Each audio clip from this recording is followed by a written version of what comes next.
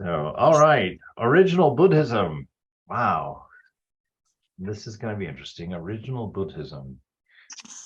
I like conjuring in the mind to see if you can figure out where they're going to go just by the title. But original Buddhism, original everything. Conrad, would you please mute us?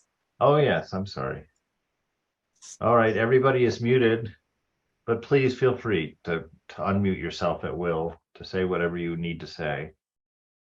And but original Buddhism, I don't know, that sounds pretty deep to me. Or to find the original of anything, that's a real exercise in separating cause and effect, which can't be done.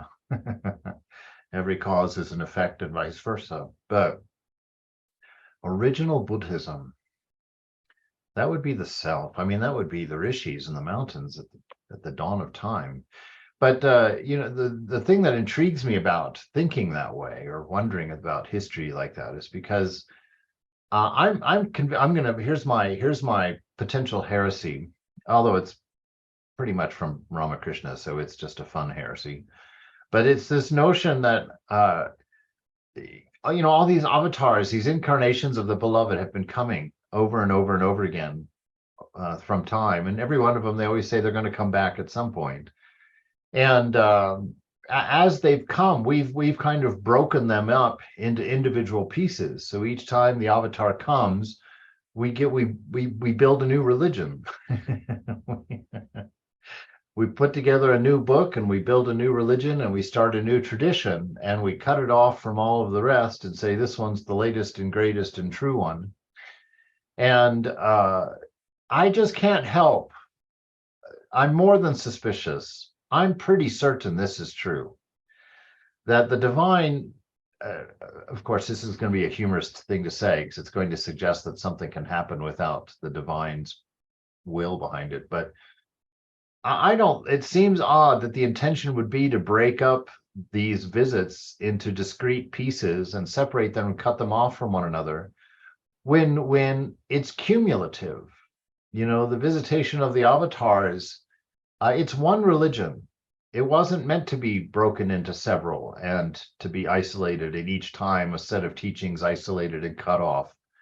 They're cumulative. All of these teachings go together, and all of the visits of the avatar come together for this one beautiful spiritual movement in humanity, this deeper and deeper understanding each time. And each time that the beloved has come in those incarnations, he always comes according to the needs of the time and the place and whatnot. But what that means is that we've got these puddles of information with different emphasis taking care of different times, and they're all feeding each other. And what a oh my goodness, what a beautiful depth that we can get by opening our minds to embrace them all as truth, like Thakur teaches. But not to just see that each one leads to the goal, but to say that each one, that there's not an each. The path leads to the goal, period. Not all paths lead to the goal. The path leads to the goal.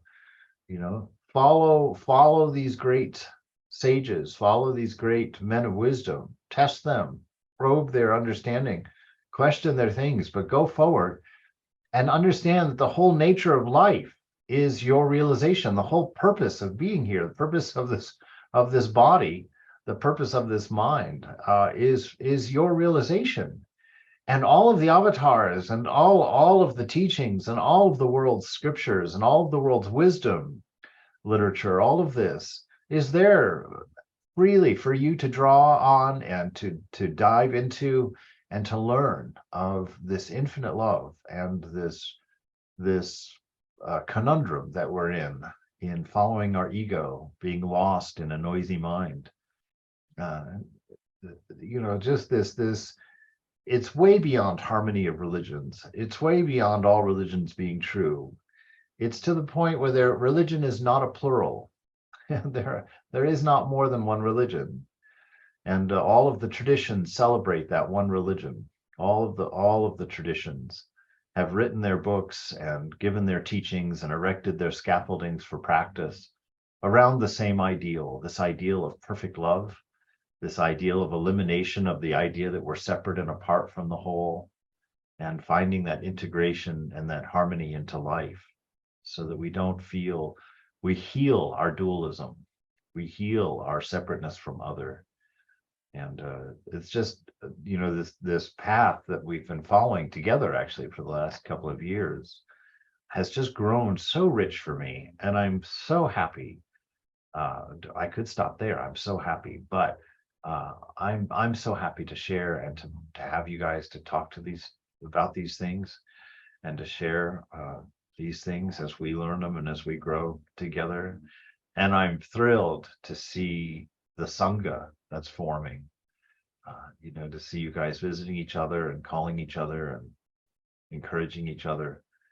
And I just want to know that I count this and every one of you a super blessing in my life. And this couldn't be happening without your support and without your love. So I've just put out gratitude for that, happiness for that. And that wasn't planned. So now I'm off track, and we'll jump in with original Buddhism now. Actually, we are not the Soto school at all. We are just Buddhists. We are not even Zen Buddhists. If we understand this point, we are truly Buddhists. See, this is that removing of these labels. That labels always come from ego. Ego is always interested in separating things, drawing out distinctions between things. Now, it also likes to stitch together similarities and relativities, but its main idea is to categorize, to break things into pieces. And the first thing that it broke in its formation is ourself from the whole. And so he's talking about opening, removing boundaries, removing protections, removing judgments from our mind, because it is all a unity, and life is one, and religion is one, and spirit is one, and life is religion. There is no secular, and everybody's life is spiritual, regardless of what they call it. Even the atheist is on the quest, not even the atheist also is on the quest, for truth, for purpose, for meaning, for understanding, for insight, for wisdom. And, it's just this quirky thing called God that we're all tossing around like a hot potato. Everyone wants to understand it and know it, and many think they do. And yet it's something that from the very beginning has told us it cannot be understood by the mind. And the mind is too small, can't possibly fit this concept in there. So we're all spiritual. We're gonna broaden, even from Buddhists, we're gonna broaden this idea. We're humans. We're humans.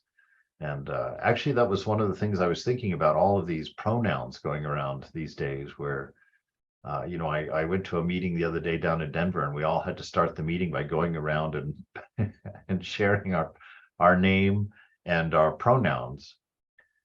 And, I'd never done that before. And I was trying to think, okay, what ones are mine? I never referred to myself with a pronoun before. So I was like, okay, I guess he and him. But I told him, I was like, whatever, whatever you're inspired to. If I know you're talking to me, I'll answer. No worries. But I was thinking, instead of proliferating pronouns, he, she, they, them, whatever they are, it's not going to work that way, because we can't know that much about each other, and pronouns are meant to be generalizations anyway. They're not meant to be specifics. And so I'm here officially starting my new movement for a single pronoun for everybody. It's called hum, right? Hum, it's short for human, and it means you, whatever you are, whatever gender arrangement you've decided on for yourself, whatever way you're expressing, I'm going to call you hum. And in that hum is my deepest honor to your journey, my respect for your efforts to go forward. But we can't keep proliferating things that are generalizations. So hum is the official pronoun. If you don't know what it is, it's the one for everybody. And if there's more than one hum, you've got a thumb. Just put a TH into it in front of it. So it's hum and thumb. That's everybody's pronouns, male, female, in-betweens, all arrangements. Those who are standing out entirely with no gender, good for you, you're still a hum. We're all human beings. And this is really, I'm playing here a little bit, but I really think that's the solution. Maharaj, Yeah. doesn't the Brahmasmi have that too? Yes. Yeah, of course. It's the ultimate truth. It's the ultimate truth. And it's just seeing each other that way. We don't need more pronouns to break ourselves farther apart with more distinctions. We need an identity that brings us all together, that recognizes that namaste, that recognizes that beauty within. If you don't want to call it the divine within, if that upsets an atheist, no need to do that. Call it the beauty within, the love within, the humanity within, the spark within, the life within. God is infinite. His names are infinite. Her names are infinite. Those names are infinite. So this is where he's going, no doubt. I hope, maybe not. But this idea of drop your distinctions, start opening up to your sameness, start embracing your oneness with everyone. And it's part of the practice of the moment, to be in the moment. Eckhart Tolle talks about this moment and how we have to accept it with no resistance and no attachment. but don't push against what is in the moment. Accept it and see God in it, see the divine in it. That's the one truth. That's probably the hardest to accept. The divine is everywhere present and always perfect. So he starts in walking, standing, sitting, and lying down are the four activities or ways of behavior in Buddhism. All right, walking, standing, sitting, and lying down. There they are. Zazen is not one of the four ways of behavior. And according to Dogen Zenji, the Soto school is not one of the many schools of Buddhism. The Chinese Soto school may be one of the many schools of Buddhism, but according to Dogen, his way was not one of the many schools. If this is so, you may ask why we put emphasis on the sitting posture, or why we put emphasis on having a teacher. The reason is because Zazen is not just one of the four ways of behavior. Zazen is a practice which contains innumerable activities. Zazen started even before Buddha and will continue forever. So this sitting posture cannot be compared to the other four activities. Yeah, the sitting posture, our practice, is the culmination of life, right? It's the integration of life. So it includes everything. But you see here, even Suzuki here is pointing to this reality beyond the particulars. When he says here at the bottom, so, that this zazen, this practice, this spiritual pursuit started even before Buddha. And not just before Buddha, it started before everything. It is potentially the, I better not get bigger than my britches, but this notion that, that it is reality, this conundrum, this ideal of reaching for perfection, of trying to find purpose, of touching the depths and purpose of the universe, has predated. It was there from the beginning. It's what gave birth to us. It's what gave birth to us, and it's why we have this quest for perfection. It's why we love these ideals like beauty and truth and oneness and love. These are all endless words that point at something we know we can't see in this mortal world, in this divided world. But they're all ideals attached to our divine self, that spark within. And that's why we can't let them go, even though we have no evidence of their existence in the material world. We have this nagging knowledge, and this is where faith comes in. It's to believe these things that we can't see demonstrated in the material world because they're not material. The things like beauty, the things like immortality, the things like a perfect love and unconditioned love. These things that we shouldn't even really know anything about, because there's been nothing in the material world that could have taught us about them. And that's where faith is. Faith is knowing that you are unchanging, immutable, ever free. That you are the absolute, even though the mind wobbles and the mouth talks and the body jiggles. That soul within, that divine spark, that perfection, which doesn't move because it's never out of balance, exists. That's where faith is. That is where the idea of immortality is born. That's where the idea of perfect love is born. That's where the idea of perfect grace is born. That's where the idea of the divine, of the beloved, is born. It doesn't come from outside. We brought it with us.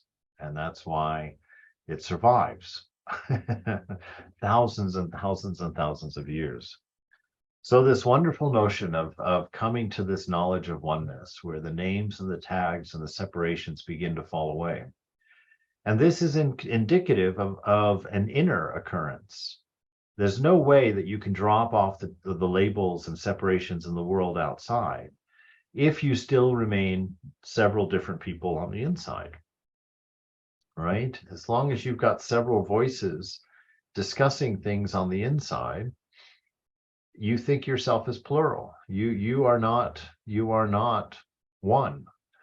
As long as you've got a conscience that argues with a body-based self, you're two people. You haven't healed the duality within. As long as you have a thought in your mind, you have a duality, because who are you thinking to? Who are you talking to? That's one of my funnest and has taken me deeper in my practice than any other realization. It's a silly one, but when you're sitting there thinking to yourself, that is a profound error. And you're saying, how is that possible? It's possible because what thought are you going to have that the listener of your thoughts doesn't already know? They're the same source. That which is thinking, talking in your head, and that which is listening to the thought or observer, the witness, they're the same thing. That thought aspect of yourself is not going to come up with something new that the listener doesn't already know, because they both are the same source. And so, I caught myself last night. I was reading that book, Ili Chiaro's book that I just got in the mail. And I was laying there in bed and reading it, and I was really contemplating it. And I just heard these voices having this conversation in my head about these things. And the absurdity of it came right to the front. It was like, what are you doing? Who's talking to who in here? Who thinks that they have something that the listener doesn't have? What is this whole process about? And it's that return to silence. Shut the voices up and realize you already know whatever you're thinking about. You just haven't objectified it and put it in front of the senses, in front of the witness. But the witness is already aware. And this going inside is a faith in that, a knowing that knowledge, that wisdom already exists within. Vivekananda, when he talks about the ideal of education, goes into that at length. That when we learn something, we don't add anything to ourselves. It's a revelation of what's already within us that becomes apparent to us, becomes obvious to us by removing ignorance, removing wrong thinking. Wonderful way of understanding education. And if you read the great discoveries of the world and how they happen that way. That eureka moment where suddenly you just, boom, you get an understanding. I remember the way that things would happen in physics class. I was sitting there, I was an artist sitting in physics class. You can see the conundrum. So they're sitting there trying to teach me physics. And I would go for days where I would listen and take notes and copy it all down, but I would understand nothing of what they were saying. I'd be like, oh my God, none of it gelled and clicked. And then every so often I would be sitting there in class, and all of a sudden, just the whole thing would just go, and it would collapse in my head, and I would get it. I'd be like, oh, wow, why am I always the last one in class for that to happen to? It's like, but it's always that sense of just of knowing, like the knowing comes undone, as it were. It reveals itself within, but it's an internal thing, and it comes from within. And so when we talk about this dialogue, healing this oneness, seeing, removing the labels on the outside, you have to do the same on the inside, right? You have to silence that duality on the inside. You have to understand your oneness, and you have to understand what that means in your internal world. And it's a radical discovery. It's a radical change in understanding, in perspective. It's the removal of perspective in the inner world. And that's what Zazen is. That's what our practice is.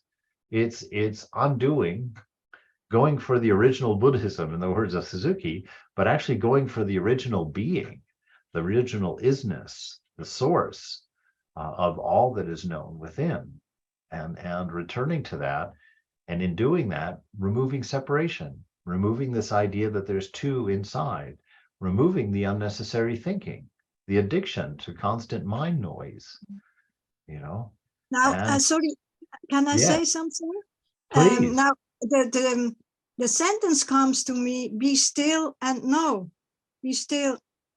The sentence you explained once. Perhaps Yes, this is helpful, that you don't think anymore. Just be still and know. right. Huh? Yes, just be still. In that stillness, this is the thing that's amazing. We are Satchitananda. When we're still, we're not nothing. When we cease movement, we're not nothing. We are that. And that is Satchitananda. Those are the last words of description before you unify, before you become one without a second, and then nothing is talked about again. But this stillness within is provides you in the moment with all that you need to navigate the moment in perfection. Mm-hmm. It's the egoism which takes it out of time and runs it through the needs of body mind and limits it by the ideas of thought and relations that cause all the trouble, that cause all of our misunderstanding, that cause our sense of hunger, our sense of lack, our sense of desire. All of that is born of thinking. Now, people always get nervous because, first of all, religious people have terrible reputations in the world in general. And then when we sit and say, oh, we're going to stop thinking, the whole world, all the atheists out there roll their eyes and be like, oh, God, this ought to be great. Now they're going to stop thinking. I thought they stopped thinking long ago. But there's a much deeper experience available to one who realizes that life does not happen here, that this is the whole trouble. We've created the whole universe in there, and it's a wrong assembly. It's an inaccurate assembly. That the universe, the witness of the universe is here, and that seer is the container of all things that could be arranged in the mind, right? If you think all of your infinite desires, if you just think, well, don't think about them, but just know that, right, they're infinite. They're out there propagating all the time. What are they? They only come down to a combination of 5 things, right? All of your desires are born of the senses. You can only taste. Let's see if I can get all 5 of them. Taste, touch, hear, smell. Taste, touch, hear, smell. What do I miss? See. What? See. Right? Anyway, the 5 senses. The 5 senses, all of your desires are just one of 5 numbers or a combination of 5 numbers. That's it. That's it. How enamored do you think you're going to remain on something that's just got 5 ingredients, no matter what it is? It's got just the same 5 ingredients. At some point in life, you have to sit down and think, well, dang, here's all 5 of those ingredients. What am I being driven crazy by? What is it that I'm looking for in that? And who is it that's looking for it? This is that whole thing. The mind is born of 5 senses with one witness paying attention, seeing, and confusing itself with those 5 senses. and then the mind begins running. And you see the mind only moves when it's disturbed. And it's only disturbed when ego, the sense of me and mine, gets added to it. And that me and mine causes thought. It causes a particular perspective. And the whole dual throng arranges around that sense of I, that sense of me and mine that infects the mind. In the silence of mind, that ego is healed. That ego disappears because the ego is composed entirely of past experience. And when the mind ceases, those past experiences die as they should have. They're gone. They have no existence. And you're only left with what is. And that what is, when there's no story around it, when there's no mind describing the moment to you, that isness is whole and full and stable and pure and infinitely satisfying to the self, to the soul, which is all that is when the mind is still, right? And because of that perfection in the moment and that full sense of wholeness, there's no imbalance. And so there's no projection of needed change, right? There's no idea of like, this moment would be better if it was 5 degrees warmer, you know? If I had another piece of cake, boy, this moment would be perfect. See, all desire comes from imbalance, and all imbalance comes from ego being particularizing the mind and causing disturbance and causing a flow of thinking around that disturbance. And so the natural human being doesn't think in the way that we see thinking. There's no conversation going on in the head. There's no analysis going on of everything in the moment. In that silence, you are that wisdom that the mind, that the ego particularizes, right? You are the source. The listener and the speaker have the same source within. There's no need for anything to be said in the mind. It is already known. It already has an isness to it. And that spontaneous availability through inspiration, through being, is the way that it's accessed. That's you know, when Eckhart Tolle talks about the vast amount of wisdom that is available in silence, that it far outweighs any wisdom that the mind could hold. That in that silence you have access to an infinity of wisdom, right? An infinity of wisdom that is instantly available. It doesn't even have to be queried. The mind has to be queried, but the self does not. The self provides all that is necessary for the soul to navigate the moment perfectly, right? That was a long talk about a few sentences. But he says, so this sitting posture cannot be compared to the other 4 activities. So our spiritual life is not an activity because nothing's being done. Spiritual life is not an activity because it's an undoing. It's a simple resting, repose into isness, letting go of the story that has covered it. Usually, people put emphasis on some particular position or on some particular understanding of Buddhism, and they think this is Buddhism. But we cannot compare our way with the practices people normally understand. Our teaching cannot be compared to other teachings of Buddhism. This is why we should have a teacher who does not attach to any particular understanding of Buddhism. All right. This is fascinating. I mean, this is this is the Vedanta repeated in just different terms. It's beautiful when we start seeing these kinds of things. This is why we should have a teacher who does not attach to any particular understanding of Buddhism. And I love that sentence because this is the vision that's arising, you know, for spiritual life. It's you know, we need teachers that aren't attached to any particular path. You know, that was Ramakrishna. It said of Ramakrishna that whoever came to him from whatever tradition, the person believed that Ramakrishna was of their own tradition. That was his nature. If Christians came to him, he spoke to them as a Christian and used their ideas and their mode of learning to encourage them, to take them forward. You know, when he went through his Islamic period, the same thing. When he went through all of his different forms of Vedanta, the same thing. You know, so Ramakrishna is that teacher. We're called to be that person. Rise above these labels. Understand that spiritual life is life. And be helpful by loving.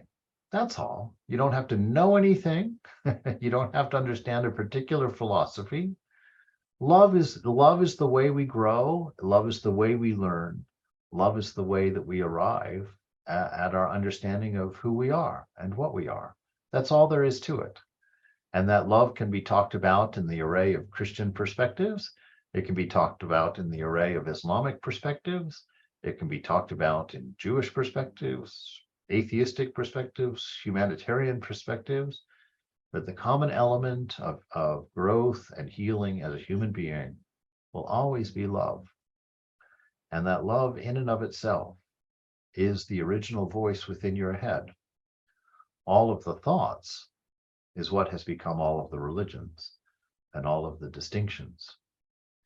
But that original Buddhism, that original spirit is your own, within you, waiting to be recognized.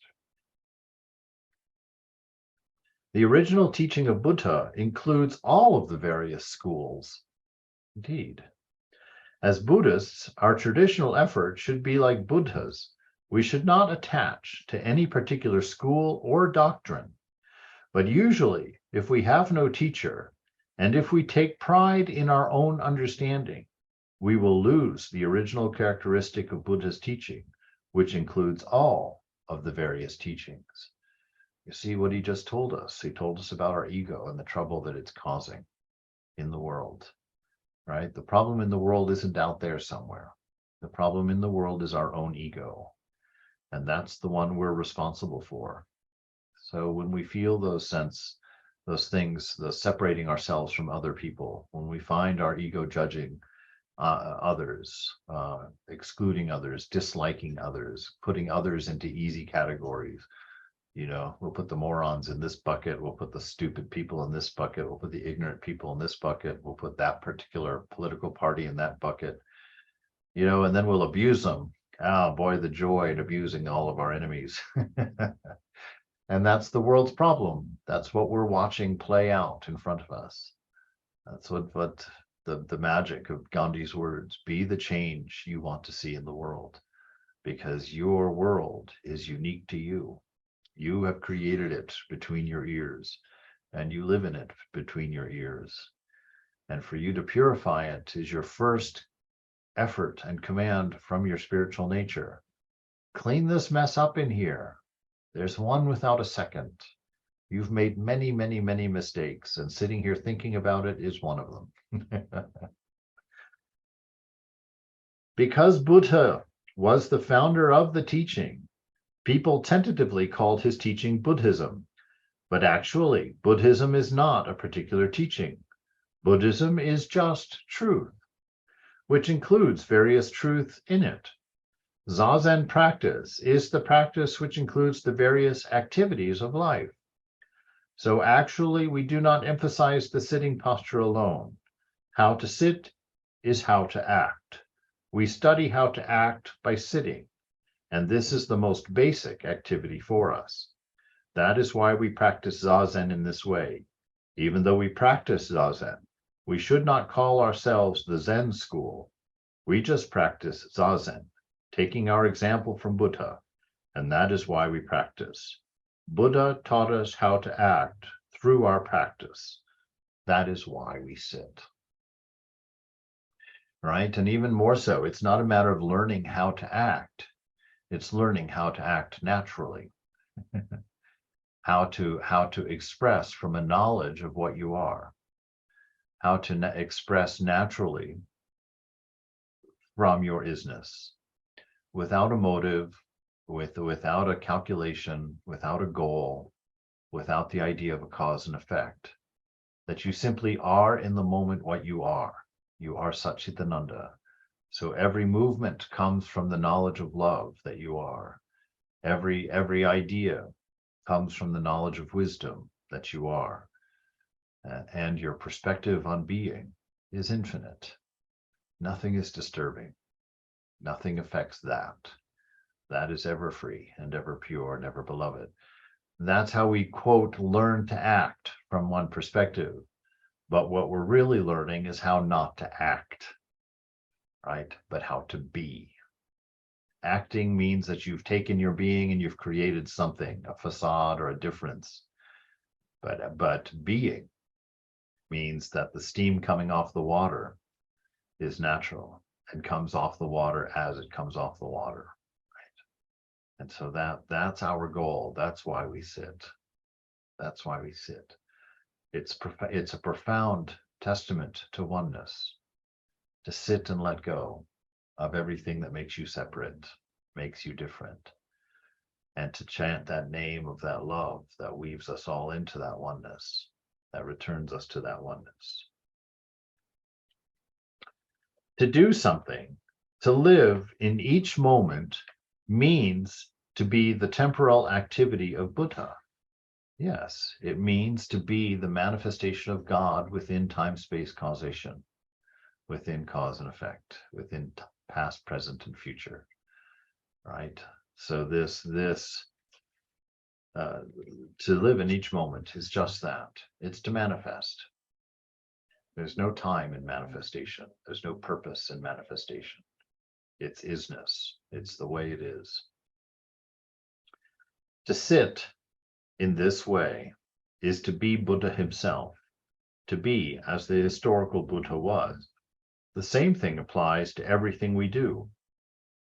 Everything is Buddha's activity. This is moving right into what Sri Ramakrishna teaches in that notion of not being the doer. Not being the doer because doership has purpose. Doership has intent. It has a goal. But isness, the smell of a flower. Now one can say, oh, the flower is there meant to attract bees. Well, okay, it has that effect. But the flower just smells. The flower just has an aroma. It's wonderful the bees have found it and like it and do their function. But for the flower, it's just being a flower, right? For the redwood tree, it's just being a redwood tree. When ego studies a redwood tree, it will find how-tos and whats and all sorts of information about that tree. But that tree is still what it is, and it has been what it is always, and will always be what it is, right? And so this is life. This is life, and it's why the first question in the Vedanta is, who am I? Because without knowing who you are, you can't naturally be who you are. You will always be some conjured personality, some conjured character in a play. Find out who you are, and then you know how to be. The same thing applies to everything we do. Everything is Buddha's activity. Yes, that's that knowledge. See the world happening. Enjoy the world as happening. See the divine everywhere. So whatever you do, or even if you keep from doing something, Buddha is in that activity. It's awareness. Love is the only motivating force in the universe. Buddha is that love. Jesus is that love. Rama is that love. Krishna is that love. Ramakrishna is that love. Sri Sharda Devi is that love. The turtle down the street in the little boy's box is that love. It's everywhere. And as we start to see that love is the only motivating force in the universe, that is a good start to our healing, to our repairing the duality that we've created within. That love is what binds us together. Jesus's last prayer on the planet was that everyone would know their oneness. Let them know they are one in me like I am one in you, that we may all be in you and you be in all. It's this exact teaching that he's putting forward here, that it is Buddha that moves the world alone. It is love that motivates the world alone. Vivekananda says it's for love that the electron circles the nucleus of the atom. It's for love alone that the earth circles the sun. a little bit of a romantic or a poetic view of science, but who can say that it's not true? Who could say that? Because people have no such understanding of Buddha, they think that they think what they do is the most important thing, without knowing who it is that is actually doing it. And that's ego. Ego is that little puppy that jumps up and grabs the frisbee before you get it, and takes responsibility for it. Ego is that self, that small self, that misunderstanding of you that jumps up and takes responsibility for everything that God does using this body mind. Right? It takes credit for it and therefore owns its own ignorance around it. And because of its ignorance, it suffers. It can't see the whole, doesn't understand how all things are in perfect harmony. People think they are doing various things, but actually Buddha is doing everything. All right, so we've got two major world traditions now telling you you are not the doer. That's all we're going to say. Each one of us has his own name, but those names are the many names of one Buddha. Each one of us has many activities, but those activities are all Buddha's activities. Without knowing this, people put emphasis on some activity, but when they put emphasis on Zazen, it is not true Zazen. It looks as if they were sitting in the same way as Buddha, but there is a big difference in their understanding of our practice. They understand this sitting posture just as one of the four basic postures of man, and they think, I now take this posture. But Zazen is all the postures, and each posture is Buddha's posture. This understanding is the right understanding of Zazen posture. If you practice in this way, it is Buddhism. This is a very, very important point. All right, wow, that's amazing, beautiful. It's that reminder to us, life is practice, that the way that you sit is the way that you live. If we don't have that unity, that practice is that conscious undoing, that conscious uncovering, that surrender to the fact of what? That there is one doer. And that doer is Satchitananda. And that all is done through the experience and expression of love, wisdom in existence, excuse me.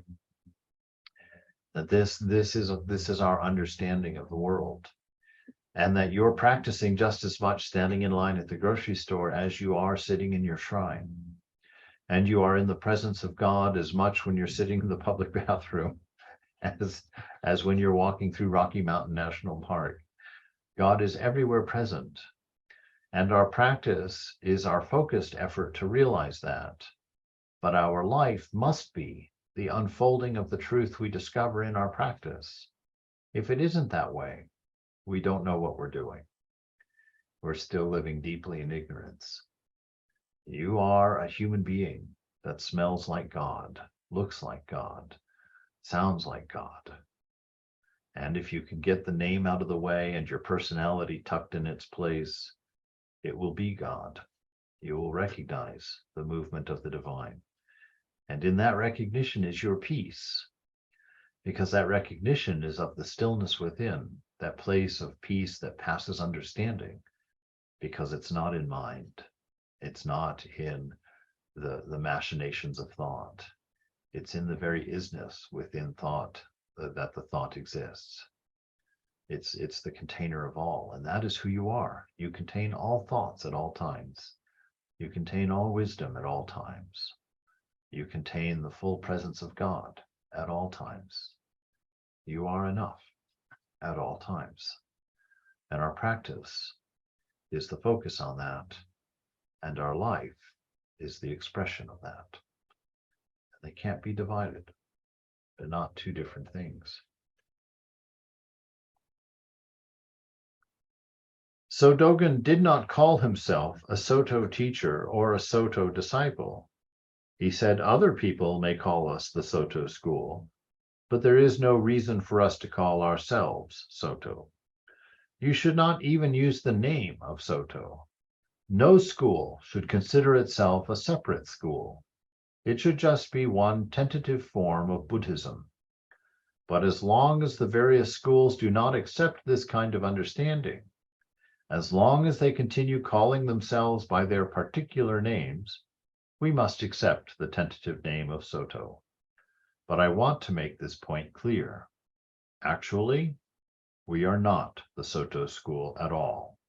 We are just Buddhists. We are not even Zen Buddhists. We are just Buddhists. If we understand this point, we are truly Buddhists. Yeah, so let's just open that up to its natural next level. We're humans. We are Satchitananda. We're not Vedantists. We're not Christians. We're not Hindus. We're not Muslims. We're not atheists. We're not any this, that, or the other. We have been all things at some point or other. And we are all things in its potential at this moment. Right? Within you lies all that you desire. Don't imagine an outside, because there is none. And don't go looking for what you need in this imagined outside, because there is none. You are all that you have. If you cannot be happy in this moment as it is, you cannot be happy. This moment will always present change through thought, through ego, that is necessary for happiness. That's the disease. That's the fever. Knowing that you have all that you need, that this moment is beautiful as it is, and accepting that, surrendering to that, opening to that, not pushing against it in the slightest, but embracing it as pure love. In that is the secret of knowing the divine within. It's the purpose of life. And in that secret and in that space is your ability to be pure and free, perfect, content, utterly selfless, utterly full of grace and compassion. Buddha's teaching is everywhere. Today it is raining. This is Buddha's teaching. Oh, the many gurus. Yes, sit anywhere at any time doing anything with the awareness of God, and everything that you see in the changing world is an expression of that divine, and everything can be profoundly learned from in every moment. Boredom is just ignorance. To see the divine within yourself is an elation of every moment, as ordinary as it can possibly be, is a source of ecstasy to the one who sees it as it is. To the one who sees it as they think it is, it's dull and lifeless. But to the knower, it's the funniest thing that ever happened. People think their own way or their own religious understanding is Buddha's way, without knowing what they are hearing or what they are doing, or even where they are. Religion is not any particular teaching. Religion is everywhere. We have to understand our teaching in this way. We should forget all about some particular teaching. We should not ask which is good or bad. There should not be any particular teaching. Teaching is in each moment, in every existence. That is the true teaching. That is the original Buddhism. I think I'm so happy he went there.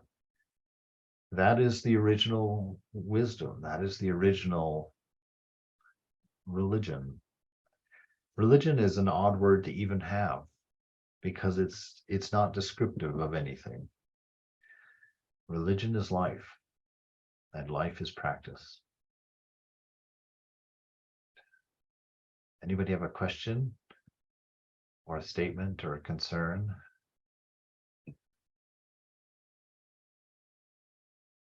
Or a thought? It was beautiful.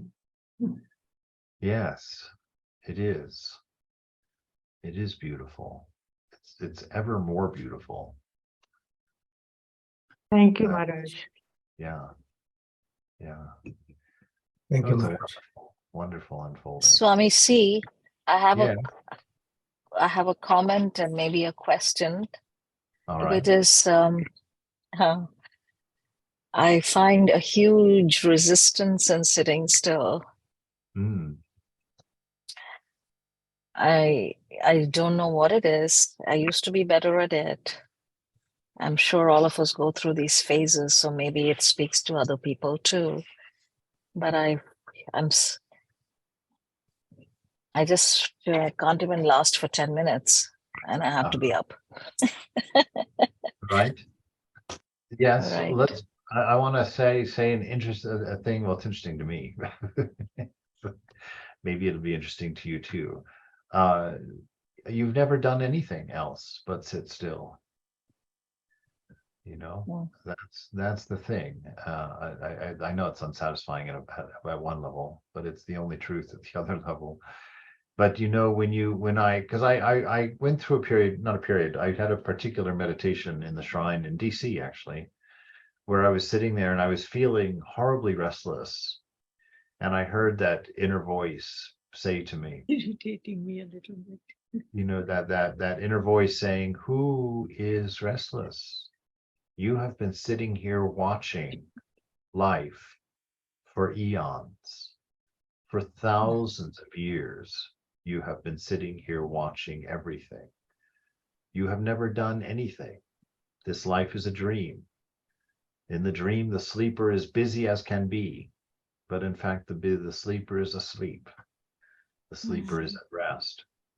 And so when we are sitting there and the mind is feeling restless, take that perspective. You have been sitting here watching a restless mind for thousands of years. Don't identify with the restless mind. It's not you that has a problem sitting. You have never done anything but sit, but watch, but observe. It's the ego that can't sit. It's the ego that can't be still, because the ego needs constant change and reassurance of its own existence. And that's why sitting is its nemesis. So if we sit and we feel restless, know that that has been our condition forever. But we are sitting, and we are silent, and we are still. And the mind will always jump around. That's the nature of ego. So it's a matter of choice. Who are you? Will you be the ego that has to jump up at the whim and will of every passing thought? Or are you the one who has been watching it for 1,000 years in peace and comfort, with no question of need? Both of them exist in you simultaneously. It's up to you which one you're going to hold on to. They both exist already within you. Neither one has to be developed.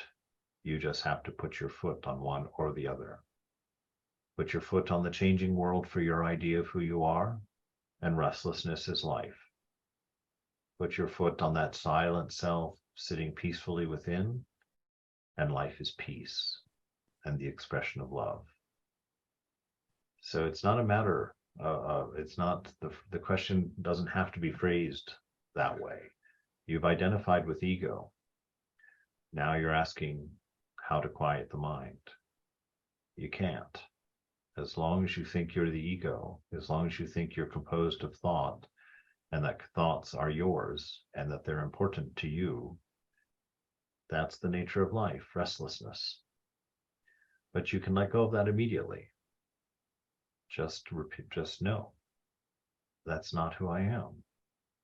I have been here forever. I'm free. I'm at peace. I'm immortal. I've never been born.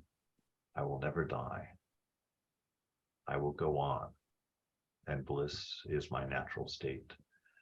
You know, so we repeat these things, remind ourselves of these things. We sit to allow that obvious thing to become apparent to us, but it's not something that has to be done. It's something that has to be accepted. It has to be surrendered to. And faith in it is the only way. And we borrow grace for that faith. To give ourselves permission to let go of the doer, the accomplisher, the summation of history. We give ourselves permission to let go. And in that permission lies our peace, right? It's probably somewhat esoteric, but it really is the truth. And it really can, it can answer your question. Thank you. Surely. Very good. A delight to see you guys. Be well. And I'll see those who come this evening. Thank you, Maharaj. Indeed. Be well. Thank you, Maharaj. Pranam Maharaj. Namaskar.